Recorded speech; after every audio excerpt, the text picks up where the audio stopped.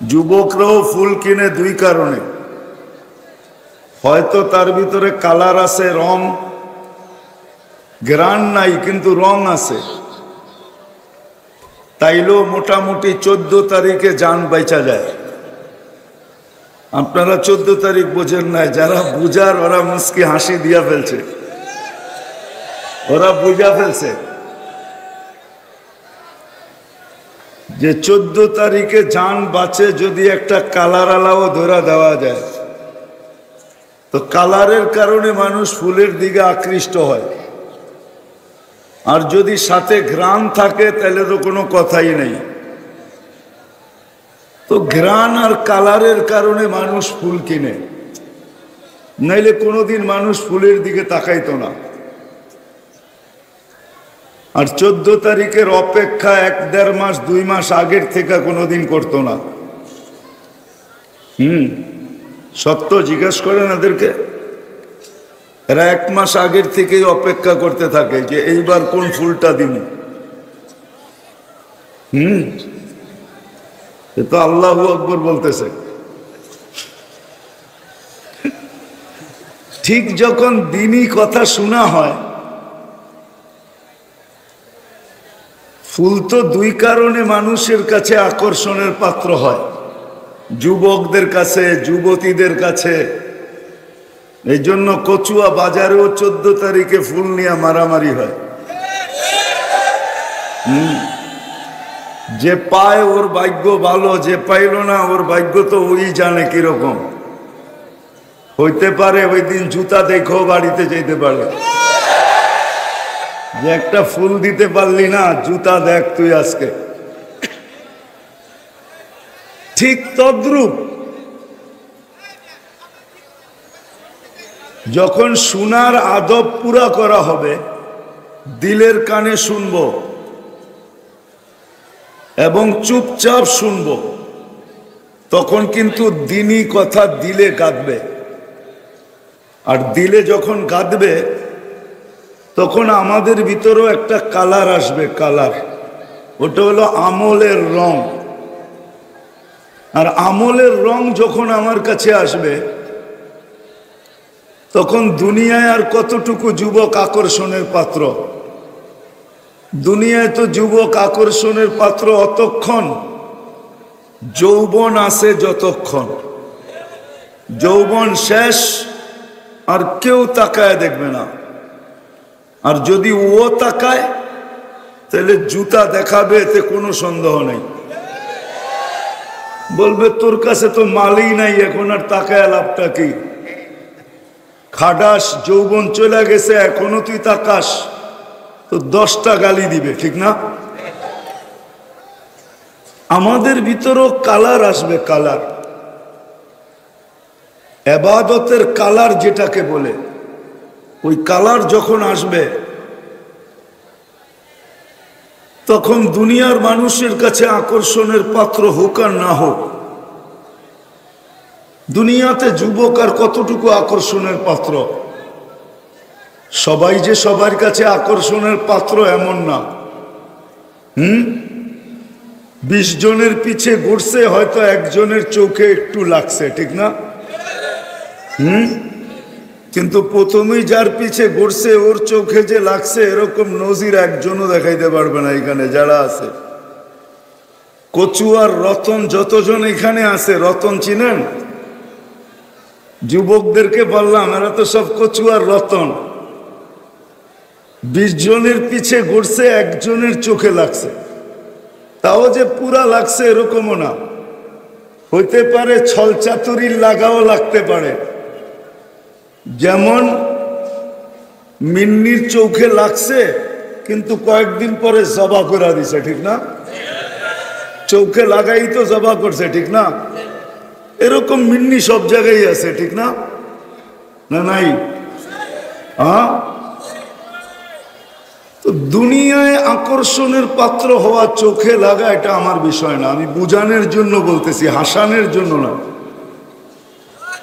হাসানো আমার উদ্দেশ্য না, আমার উদ্দেশ্য হলো বুঝানো, যুবক যেন বোঝে যে ইবাদতের রং যখন যুবকের যৌবনে আসবে তখন দুনিয়া আকর্ষণের পাত্র হোক আর না হোক, এটা কসম খায়া বলা যায় আল্লাহ আল্লাহ রসুলের কাছে আকর্ষণের পাত্র হবে, আল্লাহর কাছেও হবে, রাসূলুল্লাহ সাল্লাল্লাহু আলাইহি ওয়াসাল্লামের কাছেও আকর্ষণের পাত্র হবে। আছে এই মজলিসে হয়তো স্বীকার করবে না, কিন্তু এই স্টেজে আইনা দাঁড় করানো যায়, যুবককে দাঁড় করানো যায় এই স্টেজে, যে সে যৌবন অবস্থায় আল্লাহ রসুলকে স্বপ্নে দেখছে। বলেন কেমন ভাগ্য, কেমন কপাল! কি আমাদের কি দেখতে মন চায় না? না চায় না? কার কার দেখতে মন চায় না? দেখি দেখতে মন চায় কার কার, এটা উঠান তো দেখি।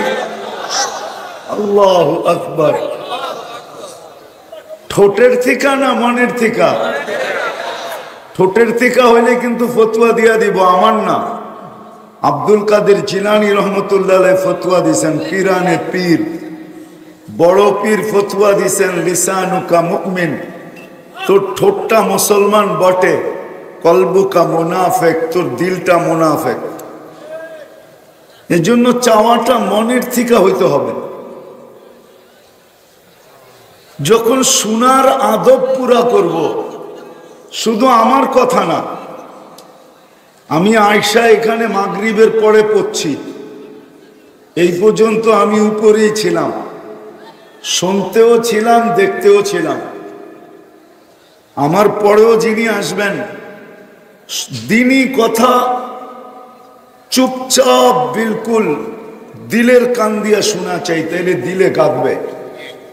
আর দিলে যখন গাঁদবে তখন কালার আসবে, রং আসবে, যেটাকে ইবাদত বলে, ইবাদতের রং আসবে।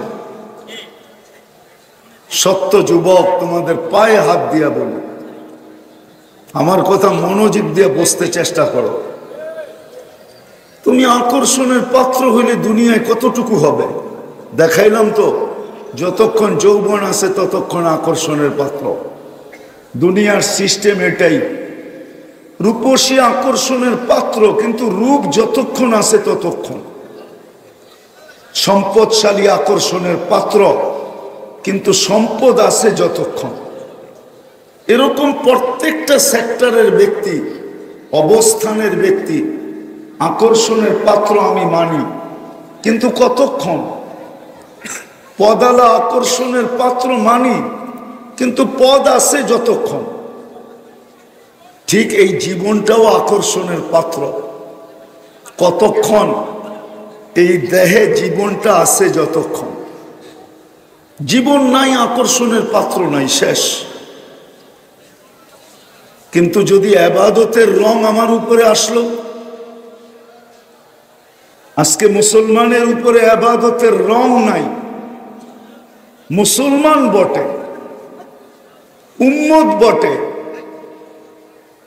আমরা বলি আমরা উম্মতে মুহাম্মদী, উম্মত বটে, কিন্তু উম্মতের কালার, আমাদের রং আমাদের উপরে নাই। যার কারণে মুসলমান আজকে সারা দুনিয়ায় নির্যাতিত। শুধু ফিলিস্তিনে নির্যাতিত এটা না, এটা তো ৭৫ বৎসর ধরে নির্যাতিত। সারা আওয়াজ নাই, আওয়াজ। শুধু ওইখানে ৭৫ বৎসর না, সারা দুনিয়ায় মুসলমান নির্যাতিত। কেননা উম্মত বটে, কিন্তু উম্মতের কালার নাই, কালার।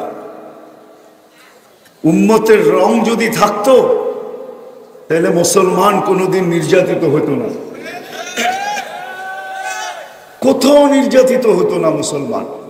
না নির্যাতিত হতো, না নিষ্পেষিত হতো, না ঘৃণিত হতো, না দীক্ষিত হতো, না অবহেলিত হতো, না লাঞ্ছিত হতো, না বঞ্চিত হতো, না নিকৃষ্ট হতো। আজকে মুসলমান উম্মত আজকে নিকৃষ্ট দুনিয়ার চোখে। যার কারণে উম্মত হওয়া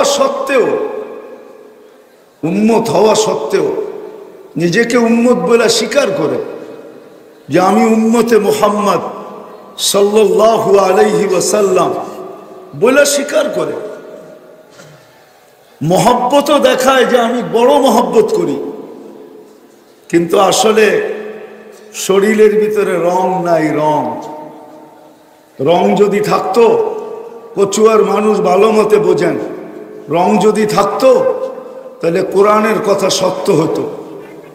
কোরআনে এই উম্মতকে বলতেছে আনতুমুল আলাউনা, তোমরাই সবাই উপরে থাকবে, তোমাদের উপরে আমি কাউকে যেতে দিব না।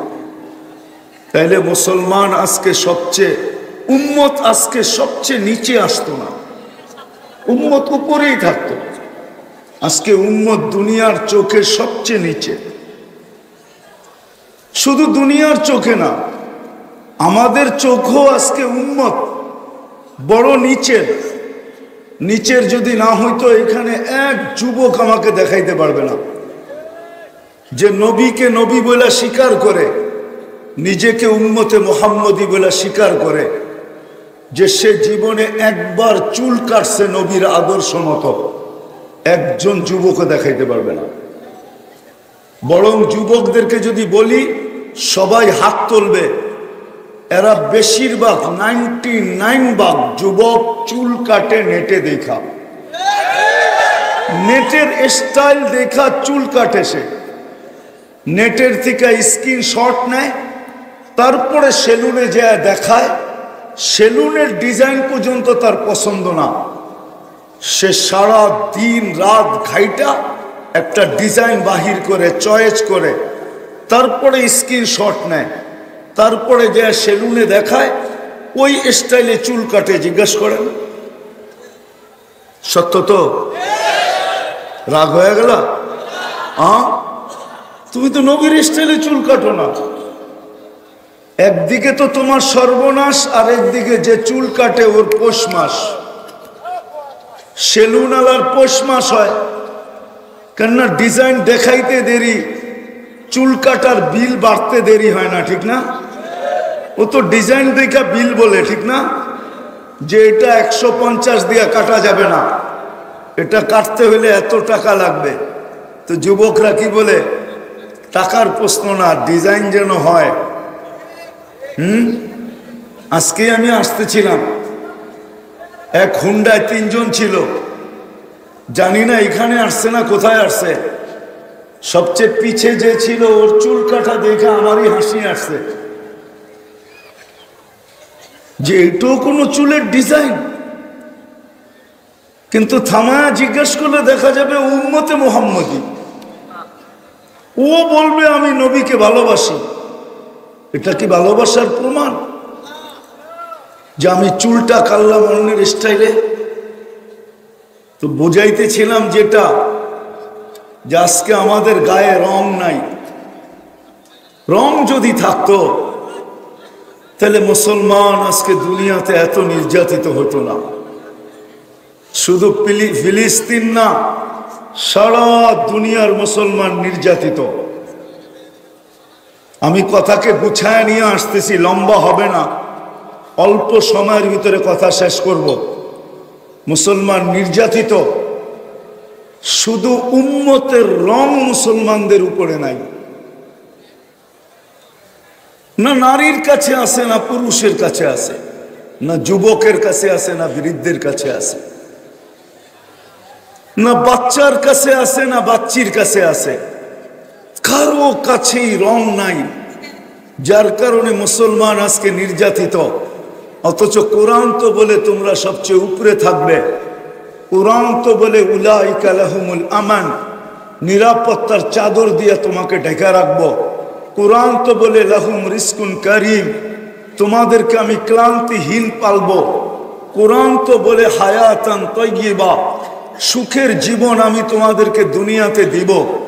কোরআন তো বলে ইন্নাল ইজ্জাতা লিল্লাহি ওয়া লিরাসূলিহি ওয়া লিল মুমিনিন, ইজ্জতের মালা তোমাকে পরায় রাখবো। আজকে যদি দুনিয়ার দিকে তাকাই তো মুসলমানের মতো বেইজ্জত দুনিয়ার কোনো জাতিকে দেখা যায় না। যে মুসলমানের মতো বেইজ্জতি স্বীকার করতেছে, ইজ্জতের মালা এদের গলায় নাই। কারণ ওইটাই বললাম যে আমাদের গায়ে উম্মত হওয়ার রং নাই। রং যদি থাকতো তাইলে মুসলমান কোনোদিন নির্যাতিত হইতে পারত না। আমার বিশ্বাস এটাই, কোরআনের কথাই সত্য হতো। আজকে রং না থাকার কারণে কোরআনের কথাও সত্য না, বরং হাদিস আমাদের পক্ষে চলে আসছে।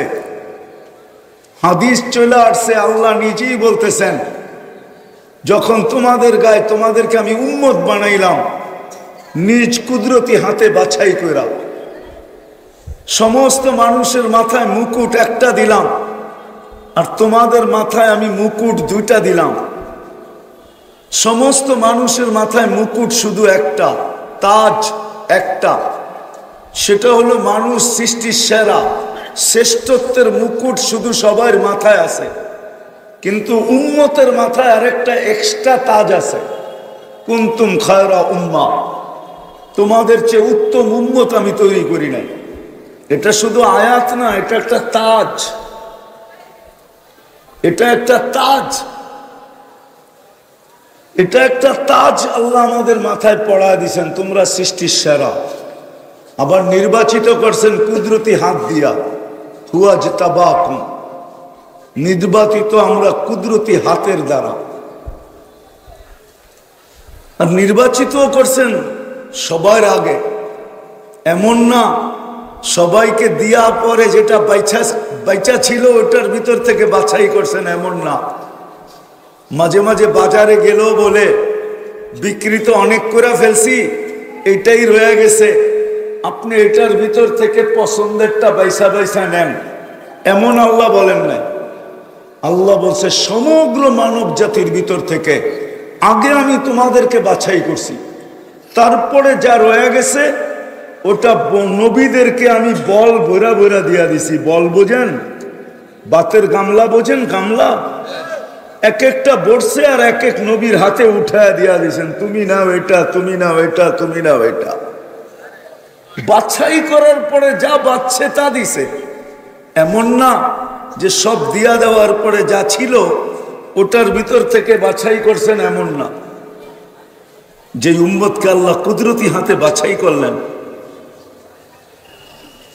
এত ভালোবাসা দিলেন, কতটুক ভালোবাসা দিছে এটা বর্ণনা করার সময় এখন নাই, যে কতটুক ভালোবাসা আল্লাহ এই উম্মতকে দিছেন।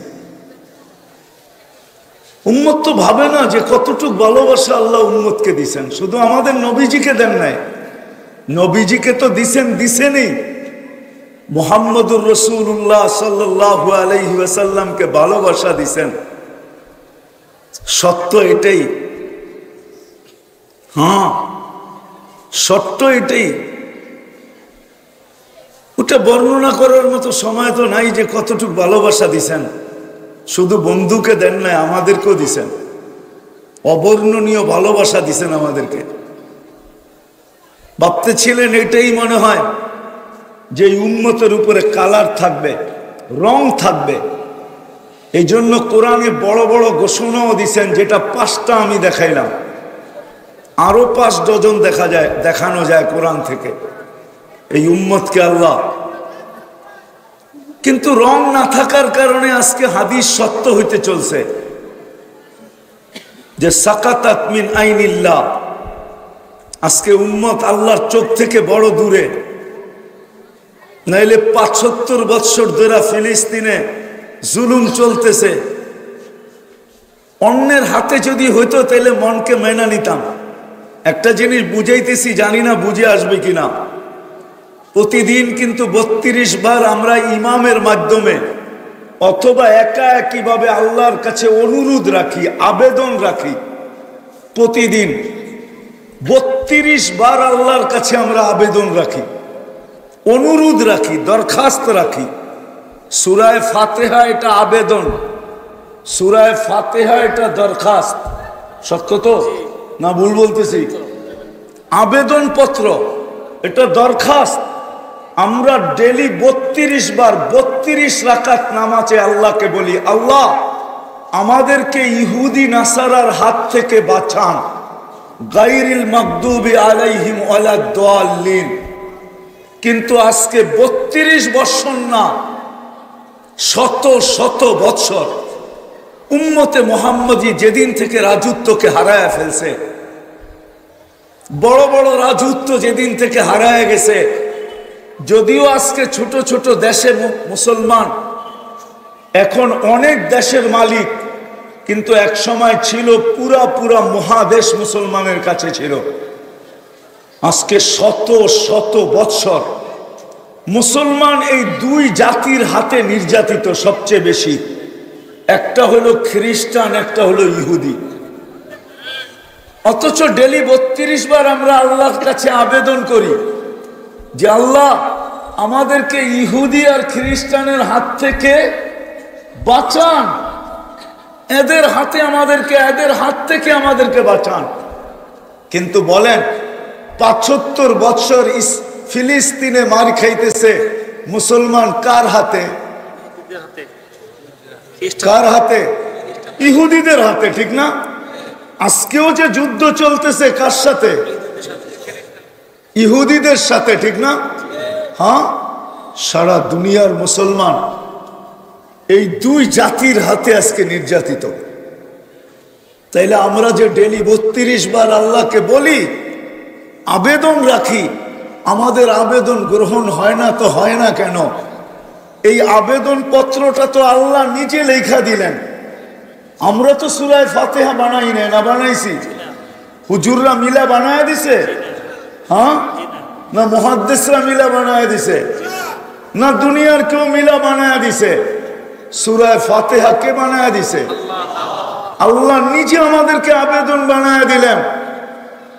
আর আমাদেরকে বললেন যে প্রতিদিন কমসে কম 12 রাকাত সুন্নতে মুআক্কাদা, 3 রাকাত বেতের, 17 রাকাত ফরজ। তুমি একা পড়লেও এই আবেদন করতে হবে, ইমামের সাথে পড়লে ইমাম তোমাদের পক্ষ থেকে আবেদন করবে। আমি যুগের পর যুগ, বৎসরের পর বৎসর, শত শত বৎসর আবেদন করে আসতেছি, কিন্তু আমার আবেদন আজ পর্যন্ত কবুল হইল না। তো হইল না কেন? আর এই আবেদন তো আল্লাহরই লেখা, তারপরেও উনি গ্রহণ করেন না। তো করেন না কেন? আমার মনের ভিতরে এই প্রশ্ন জাগে। জানি না আমার প্রশ্নটা আপনাদেরকে বুঝাইতে পারলাম কি পারলাম না। এই প্রশ্ন আমার মনে জাগে যে আবেদন কেন গ্রহণ হয় না? রমজানে তো দেখা যায় মাঝে মাঝে ইমাম চোখের পানি ছেড়া দিয়া সূরা ফাতিহা পড়তেছে। হেরেমে যায় দেখেন, অধিকাংশ সময় পাবেন অনেক ইমাম সূরা ফাতিহা পড়তে যায় চোখের পানি ছেড়া দেয়।